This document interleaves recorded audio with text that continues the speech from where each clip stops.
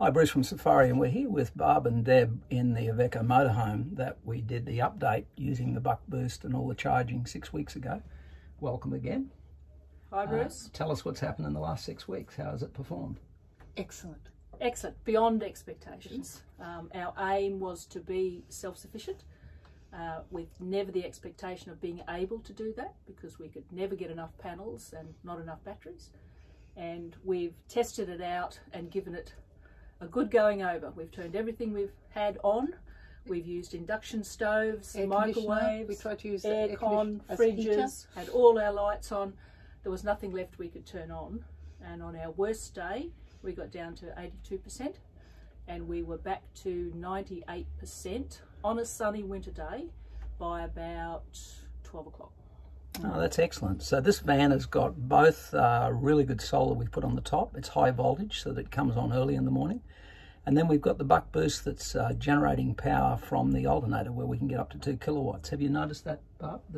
Oh, absolutely, yes. I had to drive for about half an hour at one point just to move around near home, and straight away we were back up to 98%.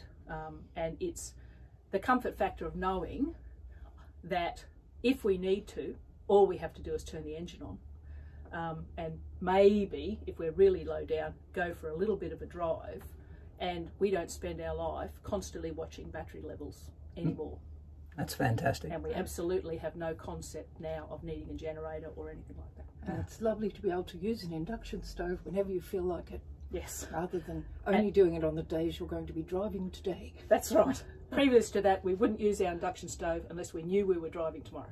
And weight reduction on the front of the vehicle, you haven't noticed it yet? We haven't noticed it yet, but I'm expecting an improvement in that because that is an issue for us in this particular vehicle, the weight on the front axle. So I'm expecting an improvement there, which was another plus for us. We removed over 100 kilos in batteries and other iron in the front locker there, and we've put the lithium in the rear locker, and it's actually less weight and also in the rear. And we've got the aircon running here. It's not much of a load. It's 518 watts. In fact, the solar's nearly keeping up with it.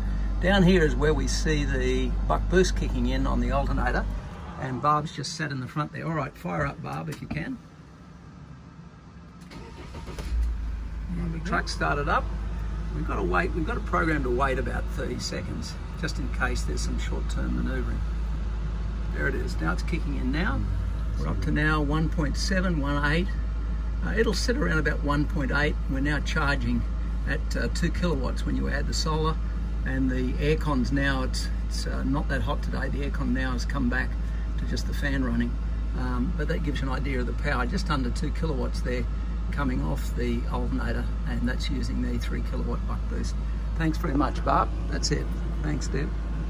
Thanks very much for coming in. I appreciate it. Pleasure, Bruce. Right, thanks you. Thanks for your service. How good's that? Very well done. Thank you. Okay. Thank you.